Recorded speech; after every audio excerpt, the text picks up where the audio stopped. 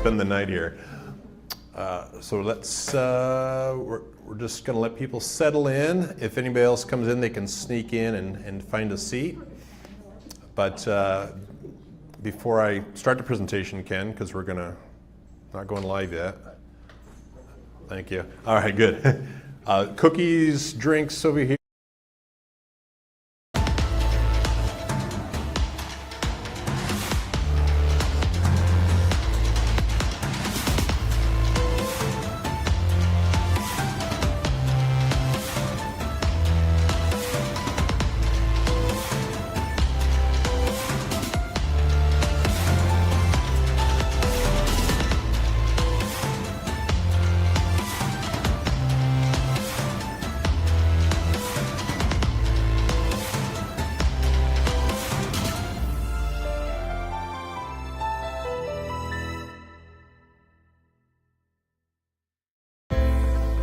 From Orangevale Live. Thank you very much, Ken. Let me know when we are hot. All right. Well, welcome everyone. My name is Mark Ehring. I'm the president of the Orangevale History Project. Today we have a very intriguing, title, when OV, or Orangevale, was beachfront property. We got a few extra people here because of the hook there, and they're like, what? What are you talking about? Beachfront property? That's very interesting, Mark. What do you have to say about that? So we'll be getting into what the current understanding is of Orangevale when it was beachfront property. Then we will get into some stuff that I've found in the historical records, and then we'll get into the whole rabbit trail that ended up getting me on, which I'm still on. So you're getting a in process kind of an update on something that I've been digging into for the last few months, and it's gone in a lot of different directions. So it's very interesting to me anyway. I'm hoping you will also be intrigued by what has been uncovered so far. All right, our agenda for today, we'll be talking about Lake Clyde and the Central Valley. Okay. We'll talk about the Carquinez Straits and the Golden Gate. These are all connected when it comes to the water system in Northern California. We'll then get into the wrinkles in the time continuum, which is the stuff that I found that got me on this rabbit trail. And then we'll be looking at all the different ways that I've been trying to figure things out. So looking at the archives of historical archives, we're looking at cartography, explorers, Manila galleons, archaeology, paleoseismology, geology, and what's next? So we'll be covering a few topics tonight. So if I can't get very much into the weeds because there's just so much material in each of these, but we'll touch on them and get you at least a little introduction. All right, Lake Clyde, or it's also called Lake Corcoran. This was the Great Central Valley at one point in the past. The Carquinez Straits actually were a mountain range. That Straits wasn't there. It was blocked. There was actually mountains in that spot. And the water coming off of the Sierra Nevada and the coastal range into the Great Central Valley didn't have an outlet at some time in the past. In this case, it's about 650,000 years ago. So it was a little while ago. A little bit before your time, Mary, but I'm totally true, right? It's way before your time. So it became a massive lake. There was no outlet. The doctor who did the analysis on this was Dr. Sarna, and his Wojcicki. Perhaps, I apologize because I've talked to Dr. Sarna. He lets me call him Andrei, which I'm very grateful for. But he did all the research on this. He was a specialist in ash beds from volcanic activity, and he could then go to some layers in the sediment, and he could find the ash from a particular volcanic eruption, which would give him a timestamp that he could then figure out the dates for the rest of the stuff around that. So it was a kind of a benchmark that he was a specialist in, and he would go around to various areas and do this. Well, as part of his research here, the lower part, the San-Joaquin Valley, originally, way back then, was connected to the ocean. So they have marine deposits and organism stuff in the fossil record down in the southern part of San Joaquin Valley. And then that closed up eventually because of the fault systems. We end up with this valley that was closed and no outlets, so it would fill up with water. And the lowest point, as far as he could tell, was the Carquinez Sill, which would end up making the lake maximum of 137 meters deep, which is over 400 feet deep. That would make Orangevale not beachfront property. We would be underwater. But what was happening with this valley, it would, because it's the size of Lake Michigan, it would have the surface area where, depending on the droughts or the seasonal rainfall, it would fluctuate dramatically in how high it was. So definitely at points in time, we here at around 240 feet would be beachfront property, and that's where I came up with the title, because I was like, all right, I got to get this connected in with Orangevale because this is pretty cool. Of course, if you're in Sacramento, you're out of luck. You are a fish in this lake for a very long time, and thankfully we're here. So if the Carquinez Straits ever get wedged up again, let's say there's a gigantic rock fall, maybe one of the hillsides falls down, blocks it for a while, we will have a lake again. It's just a matter of how deep it'll be based on that blockage, because that is the only outlet for 40% of California's water.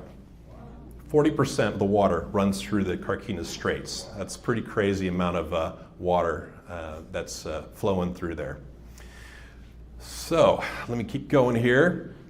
Now the Carquinez Straits and the Golden Gate are part of this story. Once you had the Carquinez Straits holding back the water until about 650,000 years ago, you end up with a breakthrough, which Dr. Sarna discovered by looking at the place called the Colma Gap, which had deposits that he could analyze the silt that was in these deposits, and he could, based on the size, the feel, the color, and the chemical structure in that material, he could tell it was from the Sierra Nevada mountains. So he knew it had come and flown out. It flowed out of the Central Valley, and that would have deposited at the Colma Gap, because that was the outlet back then for the water. And here's this is a picture that it's kind of a reenactment of the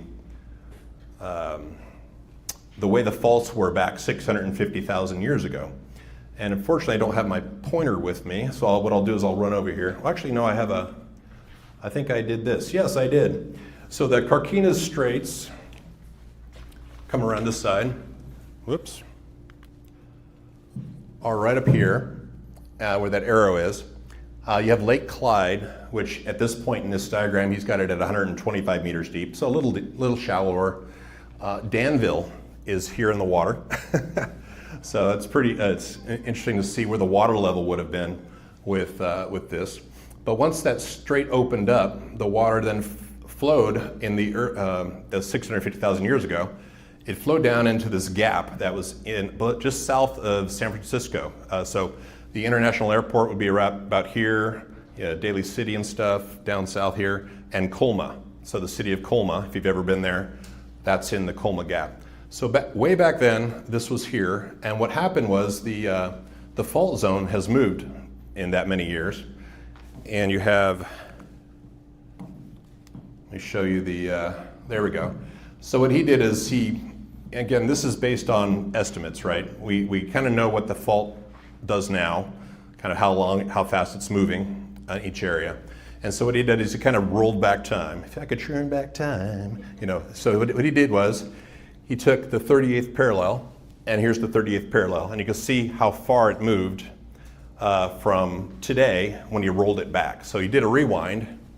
He moved the point rays down, and it's actually blocking where the Golden Gate would be back then. So he knew the Golden Gate wasn't open during the 650,000 years ago. It was covered up by point rays. And this has moved up now to today's date.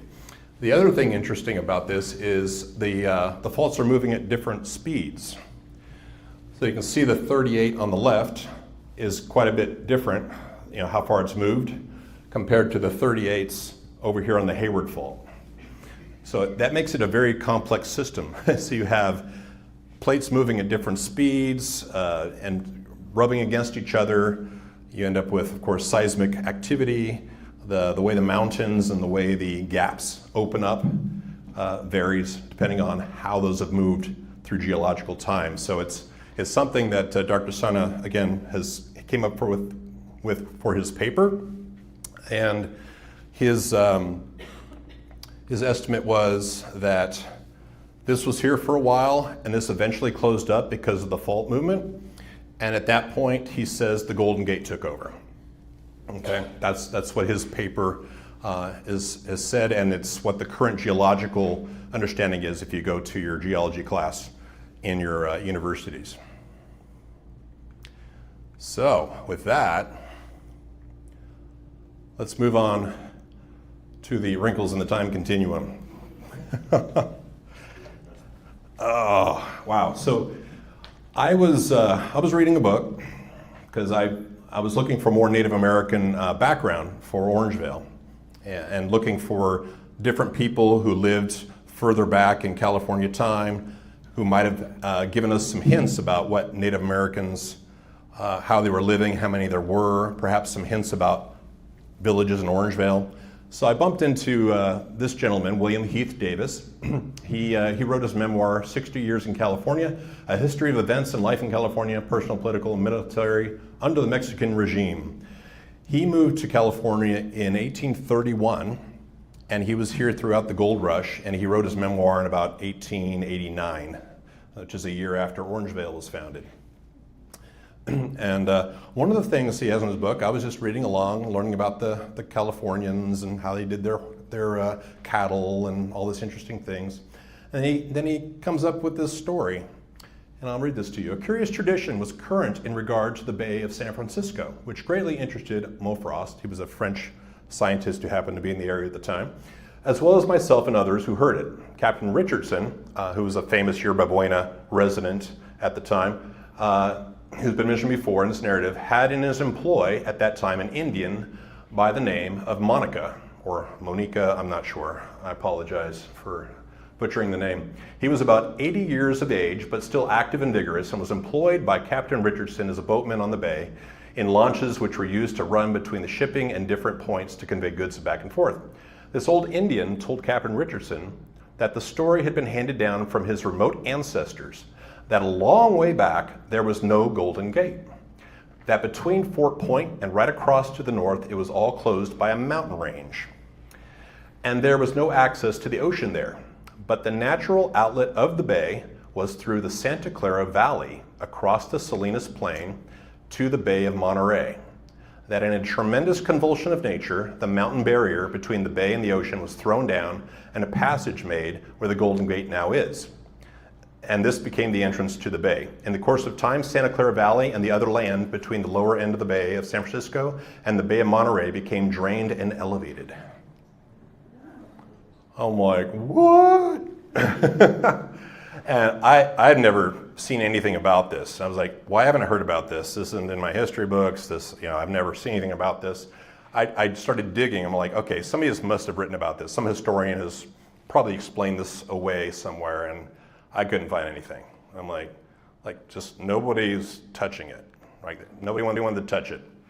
I was like, okay, well, I got to do some more digging because this is one source. Okay, all right, we got this crazy Indian, Monica. He's probably drinking. We'll see what's happening. Although it's a very specific story.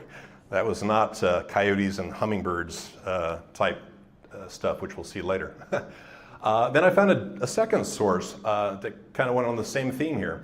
This is The Inside Story of the Gold Rush by Jacques-Antoine Merhou. It's French. He was a French diplomat in Monterey at the time of the gold rush hitting, and he was writing letters back to the French government, giving them updates on this crazy thing going on with the gold rush. And thankfully they captured it. It's in the Library of Congress. They have all his memoirs translated to English. And in all these descriptions about the gold rush, the people, the areas, and what's going on, he gave this little story. And he said, it will perhaps not be irrelevant to mention here that a singular tradition exists among the Indians with regard to this basin, the basin being the Central Valley. They contend that at a time removed only a few generations from the present, the Tulare and Sacramento valleys were but one immense lake without any outlet whatever to the sea.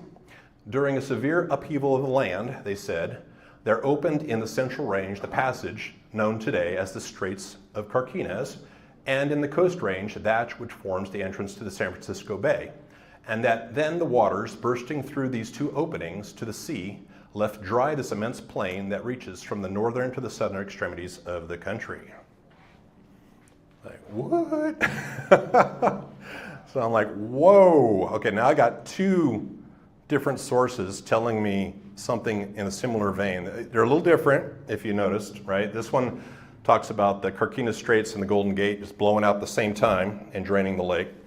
The other one talks about, actually doesn't mention the Carquinez Straits, it just mentions that the flow was down the Santa Clara Valley and then the Golden Gate got opened up. So they're a little different, but they both have quite substantial differences to the geological understanding of California. So this brought me to well, I talked to Tina, our archivist, and I was like, hey, could you run this by a couple of your historian specialists? And they came back and I guess laughed at me and said, ho, ho, ho, you silly boy, you don't have a PhD. And that's true. I just have a bachelor's degree in history, but yeah, so I was like, well, I need to dig into this. And so we're gonna look at all the stuff I've been doing in digging into this. The first place, of course, was, since I'm a historian, I'm looking into the historical archives. I'm like, okay, anything I can find that would be of a historical source that would help me add some more context. Perhaps, you know, the Library of Congress, I found a number of things. Bancroft Library. Luckily, the California State Library has a copy of the California Indian Library collection from the Bancroft. So I was able to go down to Sacramento and start digging through that. I'm about my third of the way through that collection. It's 8 file cabinets on one of the walls in the State Library there. They have photocopies of everything. But I will be going to the Bancroft here in May as well to go look at a few things. The California State Library, as I mentioned, they have a couple of good sources there.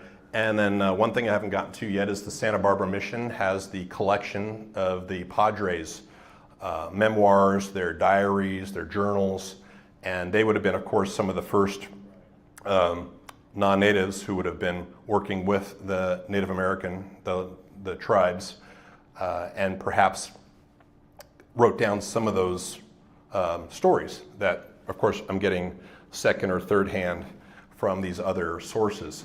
So I haven't gotten there yet, but that's on the list of things to do. But here's one of the sources I found. Powell, he was an anthropologist, 1877. His contributions to North American Anthology, volumes 1 through 7 and 9. But this is out of his. There's a couple of Native American sources. This is the Legend of the Flood, which is, I think, recognized by a number of people in the historical area.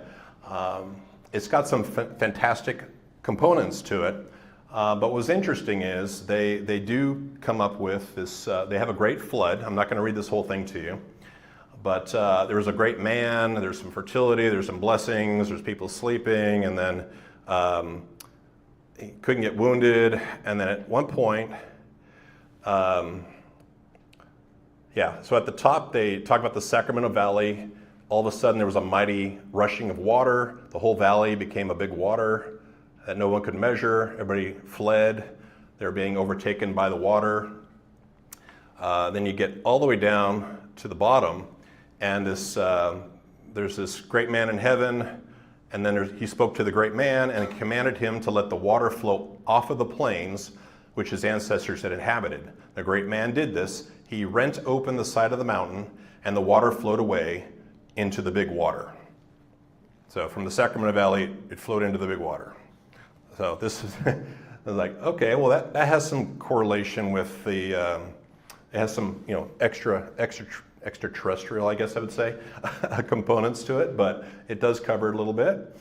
And then the other one Powell found was from the Lytle village. This is the village that was at the location of Winters, California. All right? And this is their story. They relate that there was once a great sea all over the Sacramento Valley, and an earthquake rent open the Golden Gate and drained it off. This earthquake destroyed all men but one, who mated with a crow, of course, and thus repeopled the world. So it gets interesting after that, but they again have this great sea in the Sacramento Valley.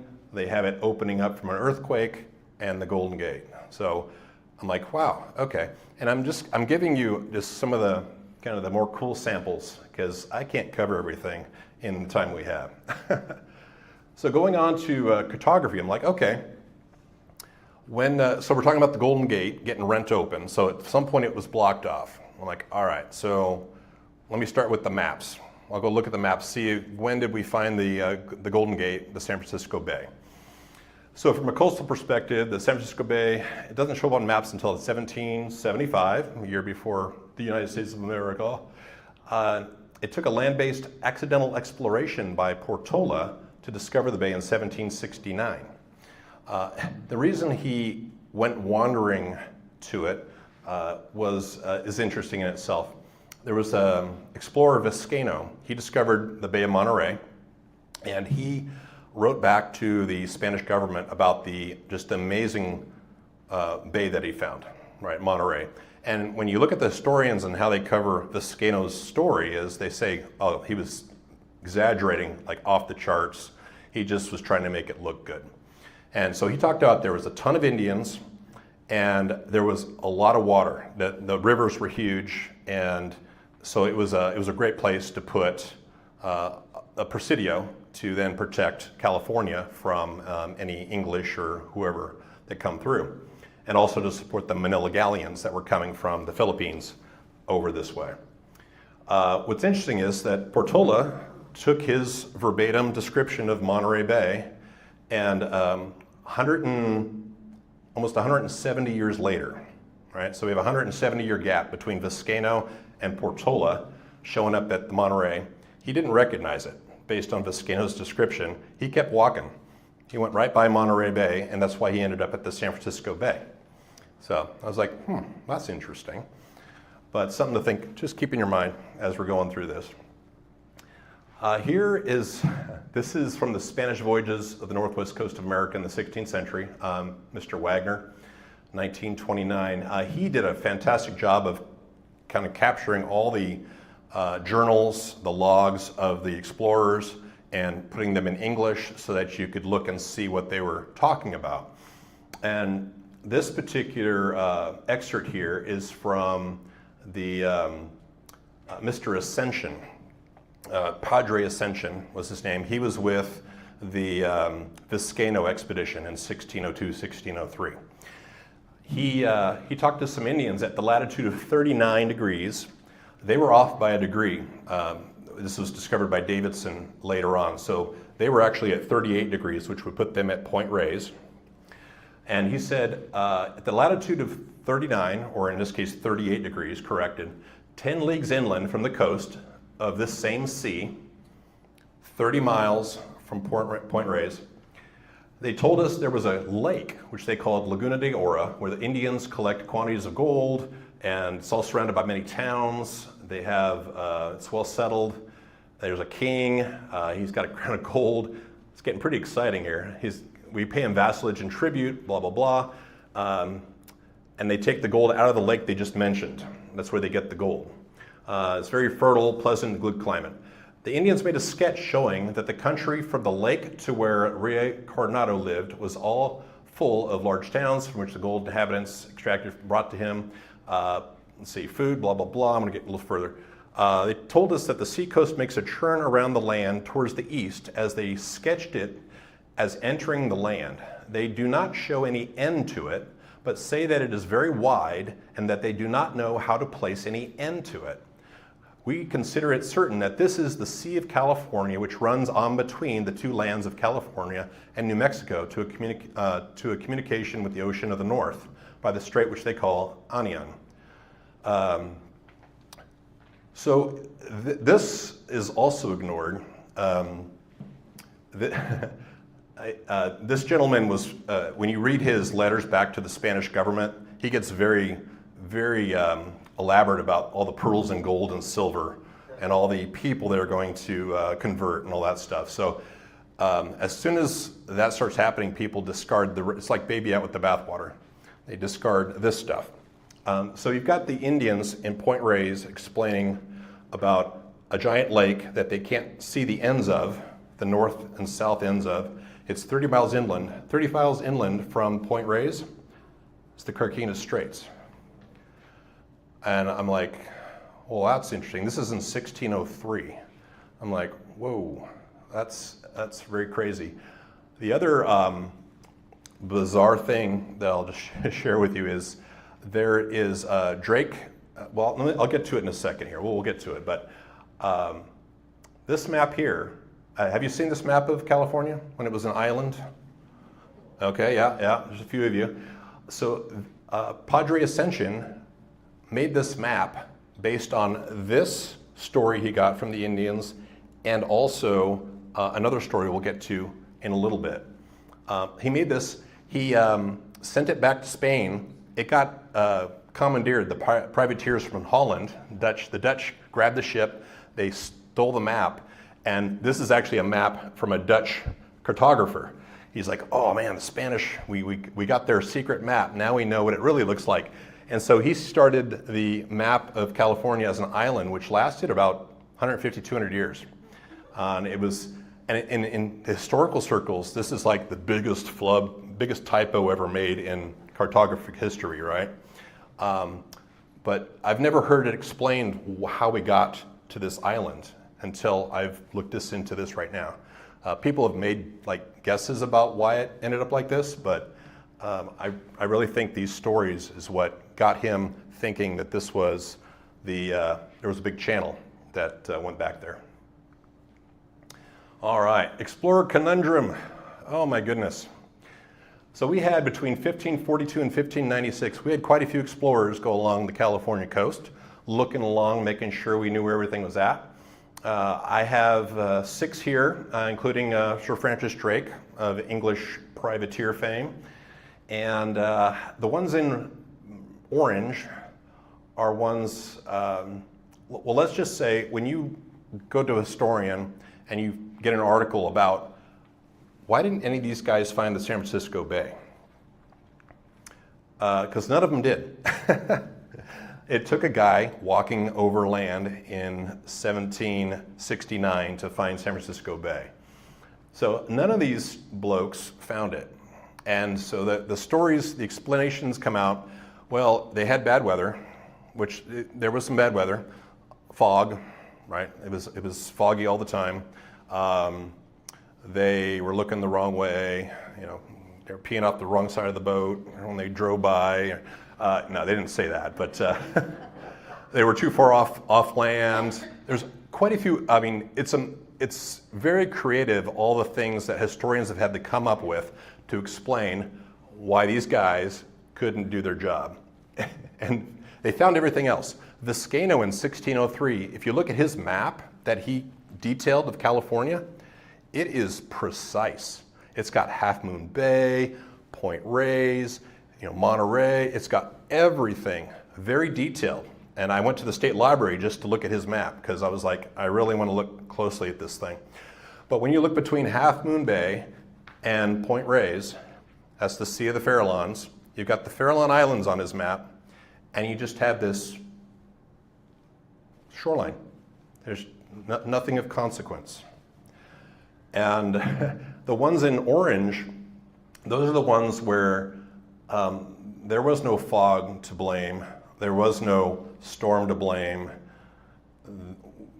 They had a hard time. The best explanation at this point is when you look from Farallon Islands and you look into the San Francisco Bay, if you're not paying attention, if your depth of field is wrong, you'll see the Berkeley Hills in the background, and it'll be potentially about the same. It'll look like it's part of the fort, the front mountain range, and covering the gap, and you'll see Mount Diablo. So that's their explanation: is they would look and they would see the Berkeley Hills, and they would go, "Oh, there's nothing there." But two of these, Cermeño and Cabrillo specifically, I have a story in this, like, I have no idea why he missed it. He says he specifically went up and down. They thought there was a river coming out of here because of the Bay of the Farallones. So he looked at it. He even dropped anchor to look around, but he couldn't find anything. And it's like, oh, that's interesting. And then this is the Drake group, Drake Guild, I think it's called. They had a fantastic paper on the Cermeño expedition. What happened was he took a Manila galleon from the Philippines. He was directed to then explore the coastline on his way down to Acapulco. He stopped in Drake's Bay. A storm came up, sunk his boat, but they ended up having a small slip that they kept with it. And they were able to throw everybody in that boat and then make their way down to Acapulco, even though they'd lost their main ship. So this is how they explain he missed San Francisco Bay.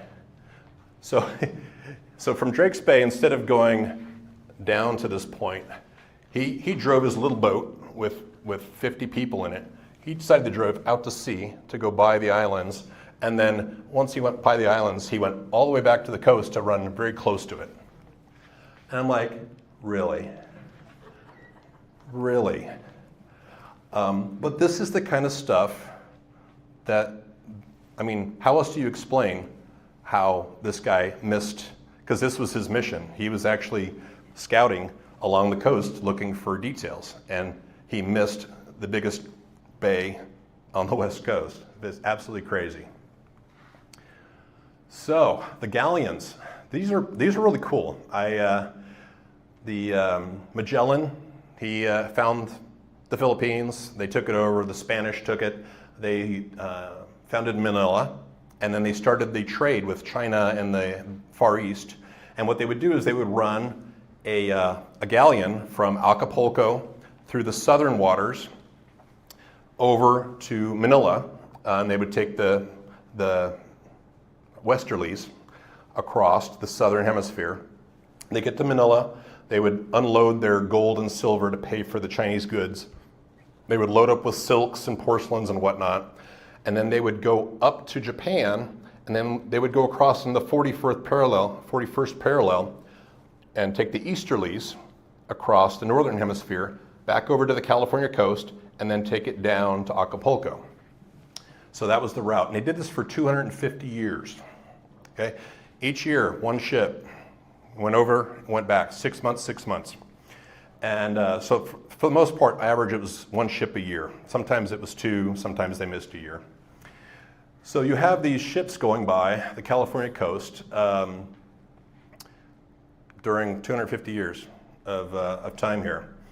And later on, after 1700, what happened was they said, hey, it's getting a little sketchy. They lost a few galleons along the coast. Oregon has a galleon wreck and whatnot. They said, once you see any kind of sign of land, seaweed, anything, go ahead and turn south, because you know you're close, and then you can just start heading towards Acapulco. So after 1700, that was their guidance, although Mr.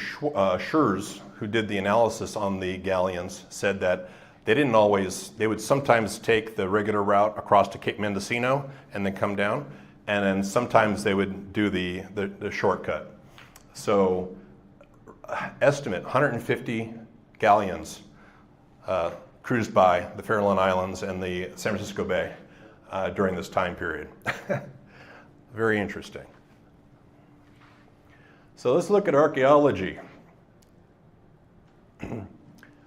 Now, this is probably my toughest one so far, as I'm trying to look at explanations for what these Native Americans have said. Although as you keep reading, it gets more interesting. So for example, the oldest midden sites, a midden site is it's pretty much a village landfill, or it's a burial site. So there's human leftovers, fish remains, shell remains, charcoal that they have layered into these village sites. And they have some midden sites in the Central Valley dated back to 8,000 years. Now, what that doesn't tell you is that when I look at the oldest midden sites that they have in the stories is Buena Vista Lake, which is down in Kern County. It's at an elevation of 220 feet, right? It's in the foothills, the coastal foothills. The one in the Sacramento Feather River is at, right now it's at around 70 feet, that mound, okay? The other two that I knew of were like at 150 feet. So they're not actually in the bottom of the valley. They're elevated. So that was interesting to me. Some of those sites that they've found are buried under 4 feet of sediment. So you'll have the midden site, and then you'll have 4 feet of sediment on top of it. So it's been vacant for a while, and you've had all this soil fill in over it. Most of the sites, the oldest ones, are along the coast, so actually in the islands along the coast, and so those are 15,000 years. So when we're talking about 650,000 years ago, right, with Dr. Sarna's Lake Corcoran, and the soonest I can have human beings in this area to have an oral history without making it completely up is 15,000 years at this point. That's a big gap, right? So that's what I'm struggling with here. We got the geological history, which matches up. When I talked to Dr. Sarna about that first story with Monica, he's like, yeah, that sounds right. It's just, off by 640,000 years. I'm like, well, yeah, that's where we're, it's our conundrum. And so this is where the research comes in. I'm still looking. I need, to look at a lot more sites. A lot of these are locked down. So you have to be an anthropologist, or you have to be some kind of researcher with access to the CRISP database, which has these sites, and it has all the details about the records for these sites. So I'll have to, again, work with somebody who has that kind of special access to get more details from things outside of reports that are public. So yeah, and there's more potential sites in Monterey. If Vizcaino was in fact correct, and there were more Indians there, and there was more water, there should be more sites from a Native American village perspective. So that'll be interesting. One of them, which I don't have in here, there's a site in Elkhorn Slough. In San Francisco Bay, the midden sites, a lot of them go down below sea level. So the shells will start below sea level, and they'll stack up. And you're like, well, what happened there? Well, sea levels have risen since the thousands of years they've been there. So the water has risen and it's covered up the bottom of the shell mound. It's like, oh, okay, that makes sense. In Elkhorn Slough, the midden site the shell mound starts 20 feet above Elkhorn Slough. And they've explained this because they didn't like mosquitoes. That's exactly, they said they must not have liked mosquitoes. So they carried their shells up 20 feet off the water and put the pile there. I was like, really? Well, that's interesting. So when I'm reading all these analysis and stuff, it's fascinating to see, and this happens with historians as well. You're taught a certain narrative, right, in school. Your professor said this is how it happened, and now you've basing any of your research is going to then be leveraging that. Geology is the same way, right? You have all the people that have written geological papers before you, and you reference those, and you have to give yourself credibility. Is you're watching those people, and then you reference those in your papers. So if somebody is gone awry in that stack, everybody else is also heading this direction, right? So it'll be very interesting to see where this leads. This is amazing. This was this week. I'm still looking, right? Archaeological perspectives on Native American fisheries of California with emphasis on steelhead and salmon. Gobalet, Schurz, Wake. So what they did was they went to the midden sites, they found all the collections of the fish remains, the skeletons, and they counted them all up. They didn't do any kind of time stratification. They just said, what, of all the types of fish species they're eating, what's the most common, and how many did we find, how many bones? Okay, any guesses on the top fish for Central Valley Native Americans? Salmon? Yes, that is the current understanding in ethnographic studies, I think. Or is it ethnographic? Yeah, so, but that's not correct. When they counted up the bones and they looked at all the species that the Native Americans were eating out of their midden sites, slow-moving waters of the Central Valley were heavily exploited, with most sites dominated, the midden sites, by Sacramento perch. Almost 50% were perch, which you'd find in ponds and lakes, slow-moving water. Suckers, chub, blackfish. The salmon were only, did I have it on here? Oh, it's next part. So 85% is from slow-moving water fish, okay? The rarity of salmonids, salmon, in the archaeological material suggests that the ethnographic record overstated the importance of salmon to the Native Americans of California and dramatically understated the importance of the Sacramento perch and its associated fauna. So this gentleman, he just went and counted the bones. And so he just said, this doesn't match the story you guys are telling, right? We're told that the salmon are huge, right? They've been netting those salmon for forever, right? That was their primary fish for eating. But when he goes and counts the bones, it's only 6%. Now, is that because they didn't like salmon? Was it because there wasn't many salmon there? They couldn't get the salmon? What's the story there, right? So this is the data point that when I'm looking at what I'm now understanding, I'm like, either there was more water so that they couldn't just trap it in a little channel, right, and trap the salmon and catch them. They couldn't get them, perhaps, or because there was a lot more water and they were doing the pond action with the perch. So there's this kind of stuff that I'm finding that you have to look in every single discipline, really, to tell the story. Anybody into paleoseismology? Yeah, anyone? This is the study of earthquakes before historical records. And what they do, it's absolutely fascinating. I'm learning so much. This particular study was done in the Bay Area. They did trenches in the fault lines, and they went down and they looked where they saw jumps, and they did carbon dating and whatnot, and they came up with this from 1600 to 1800 is when we have the first recorded earthquake with the Spanish missions. They were like, oh wow, earthquake. So so they have a big cluster, and this is the amplitude or the magnitude that they estimated based on the tunneling. So this is your 1906 earthquake, the San Francisco earthquake, the big one. All right, so it's running there at around 8. They have on the San Andreas actually 2 faults. They have one pretty close, 7.8 or so, and a big cluster. All the faults went off at some point in that window. And that window is just after 1700, 1720 to 1760 is their estimate. And the green bars is their range of potential dates, right? So they averaged it out. So they were like, okay, it's probably here, but it could have been anywhere in that green bar. So really, all those faults events there could have happened around 1700, which was the Great Cascadia earthquake. If you've heard of that one, that was huge.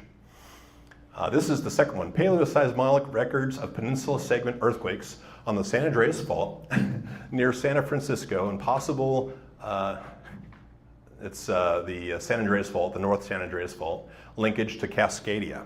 So Dr. Goldfinger out of Oregon State, he took core samples off of the California coast in Lake Merced, which is near San Francisco. Took core samples, and what he can find, which is absolutely amazing, he can see they call it bioturbation.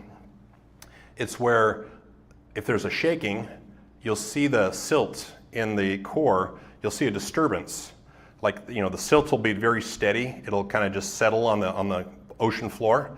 But in these canyons, when there's an earthquake, what'll happen is it'll shake the ground and you'll have a bunch of sediments settle all at once in kind of a chaotic format. And so you'll end up with these markers for earthquakes. And he's actually proven, based, he did the 1908, he did Loma Prieta, he did all these earthquakes. And so they actually matched it up with the 1700 Cascadia earthquake. And then what he was doing was his whole life work is Cascadia subduction zone is connected to the San Andreas Fault. That's his premise. So the vast majority, all the green ones here, these are all T1, T3, T4. These are all those disturbance events that he saw in the core. And so he's carbon dated them, and then he's matched them up between Cascadia and the San Andreas Fault, which is very interesting. So for the 1700 Cascadia earthquake, he says that there was a San Andreas Fault earthquake as well triggered by that, which matches the guys before us. So there was a very large earthquake around 1700, right around the Golden Gate Bridge. Interesting. So we're almost here. Geology. Well, obviously we have to get the geology right. Dr. Sarna, that's where we started. Fantastic gentleman. He's 88. He's retired, obviously, USGS. Just very knowledgeable. And he was very nice and humored me to talk through my Native American story.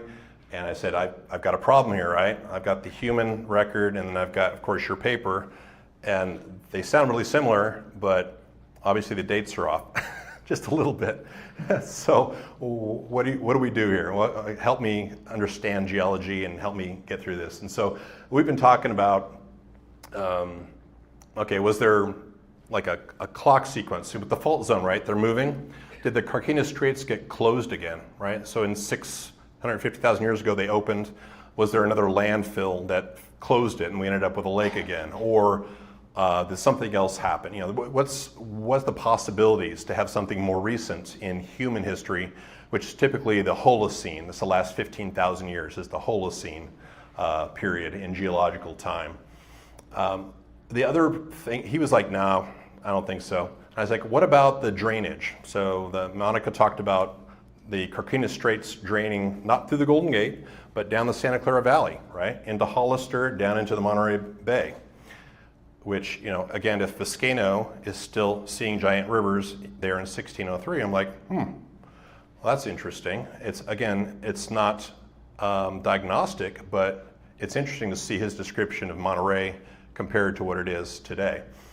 So one thing he said is like, hey, by the way, we got some core samples from the Pajaro Gap, which is close to Hollister. It's on the way into Monterey. The Pajaro River runs through it into the Monterey Basin. And he's looking to get, last week he said, I'm going to call the USGS, see if they'll let me into their warehouse. I'll go take a look, because he is one of the few guys that knows what to look for in the Sierra Nevada silt, to see what Sierra Nevada silt looks like. And he said, if we can find Sierra Nevada silt in the Pajaro Gap cores, that would be pretty diagnostic that we had, again, drainage from the Central Valley down to Monterey. And that would be a big data point. And I said, yeah, I want it in the Holocene too, by the way. Don't get me trying to remember the P word, Pleistocene. I don't want any Pleistocene. I want Holocene. So anyway, he's going to be looking at that. That's coming up. Hopefully he can get access to those and take a look at them. In the meantime, I talked to a granite company. They have a giant pit right on the Pajaro River in that gap. It's actually in the hillside because there's a granite outcropping along the San Andreas Fault that they're digging out for granite. But he gave me a few pointers, and I found another paper through him, which was pretty interesting. But this is my current working theory. All right. So it's at some point, right? He had his Colma Gap that closed up. When that closed up, the Golden Gate's not open at that point. Is my theory, and I'm saying, okay. That means all that water coming out of the valley has to go somewhere. And at that point in time, the Santa Clara Valley and Morgan Hill and whatnot would have been lower in elevation. And so it would have flowed out there through the Pajaro Gap into the Monterey Bay. If you look at the Monterey Bay Canyon, okay, and you look at the San Francisco Bay, the Gulf of the Farallones, and when I talked to Andrei about this, I'm like, I don't understand that. You've got this little Elkhorn Slough, and you have this massive canyon in the Monterey. If you look at Google Earth, look at the canyon, the massive deep canyon that's there in the Monterey Basin, and like that just magically show up. You'd think there would have been some like water flow or something to carve that out, and so that's more research I have to do. But you know, when I look at those two, and I'm just like, man, that is a huge canyon. You know, the Salinas River isn't doing that. The Elkhorn Slough isn't doing that, at least at this point in time. So how did that get there? So that's something it's piqued my interest. And then this was the paper I just got this week after talking to my geologist friend at the Granite Rock Incorporated. Holocene Geological History of a Transformed Margin Estuary, Elkhorn Slough, Mr. David Schwartz. And one thing that he had in here was very interesting. So part of his paper, he says, some researchers have proposed that large-scale drainage from the Santa Clara Valley and/or Great Valley of California ended Elkhorn Valley during relative low stands of Pleistocene sea level as it entered in the Pacific. And these are the sources here, which I can't get to because I'm not a geologist. But Beard, Martin, Emery, and Jenkins all talk about potential for the Great Valley draining through Monterey. So anyway, this I just bumped into on Monday, right? So this is ongoing research that's getting very interesting, I must say. So next steps is, of course, keep digging. I've got lots to do. I got to go to the Bancroft. I've got the mission records to go through, trying to look for any more details from the Native American perspective, any oral traditions that would add to what Powell and the others have done, and then continue looking for specialists. Dr. Sarna's been very gracious. Some people I reach out to, as soon as they see the Monica story, then I don't hear from them again. So it varies the reaction from the specialists. These are geologists, anthropologists, historians. It's been interesting. So I continue to reach out to various folks, looking to let them know. I'm not trying to change California history, although it may change California history. But I'm trying to get to the bottom of it. There's enough data points out there that I've got a lot of questions. The Atwater report on South San Francisco Bay, go ahead and read that. Read that with a thought of the Golden Gate isn't open, all right? Because Mr. Atwater knew the Golden Gate was open when he was looking at his core samples, and he was scratching his head. He was like,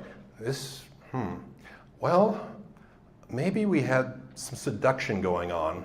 How did I get non-marine layers above my marine layers in my core? Why do I have a non-oceanic layer up here above my marine layer, and then I have marine layer above that? So I've got fresh water in the middle here. Like, not sure. Well, I'm sure something happened.